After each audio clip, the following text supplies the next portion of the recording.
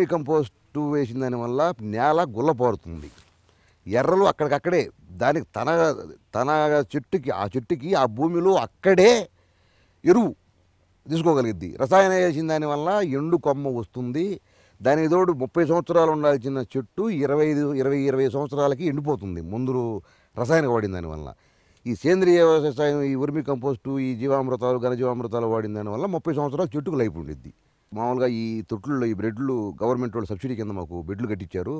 దాంట్లో ముందు ఒక అడుగు ఒక లేయరు చెత్త వేసి, తర్వాత ఒక లేయరు పేడ వేసి, మళ్ళీ ఒక లేయరు చెత్త వేసి అడుగు, మళ్ళీ దానిపైన పేడ వేసి ఎర్రలు తీసుకొచ్చి ఎర్రల దాంట్లో వదిలేస్తాం. ఎర్రలు వదిలేసిన తర్వాత ప్రతిరోజు ఉదయం సాయంత్రము పలసంగా నీళ్లు పెట్టాలి. నీళ్లు పెట్టిన దానివల్ల అది ఎప్పుడు తేమ పర్సెంటే ఎక్కువ ఉండాలి దాంట్లో.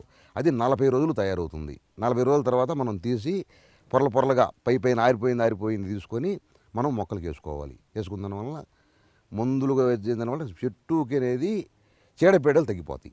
చీడపీడలు తగ్గిపోయి చెట్టు యాక్టివ్గా ఉండిద్ది. ఎర్రలు మన దగ్గరే చిక్కుతాయి. ఒక్కసారి మనం తీసుకొచ్చి చేసుకున్న తర్వాత అవి మనకాడ ఉత్పత్తి అవుతాయి. అవి పిల్లలు చేస్తాయి. అవి పిల్లలు చేసి పెరుగుతాయి. మళ్ళీ మనం ఇంకో రైతుకి ఇవ్వచ్చు.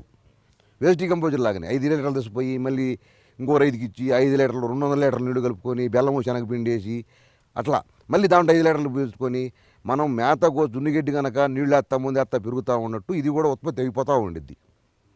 సేంద్రియ వ్యవసాయం దానివల్ల చీడపీడలు తగ్గిపోతున్నాయి. చెట్లు ఆరోగ్యకరంగా ఉంటున్నాయి. రసాయనాలు వాడిన దానివల్ల అన్ని ప్రాబ్లాలే ఉన్నాయి. ఒక పక్క డబ్బులు అయిపోతున్నాయి, ప్లస్ మళ్ళీ దానికి అది 1200 పెట్టుకుంటాం. ఆ 1200కి ఈ ఘనజీవామృతం అనేది కింటా తయారైద్ది.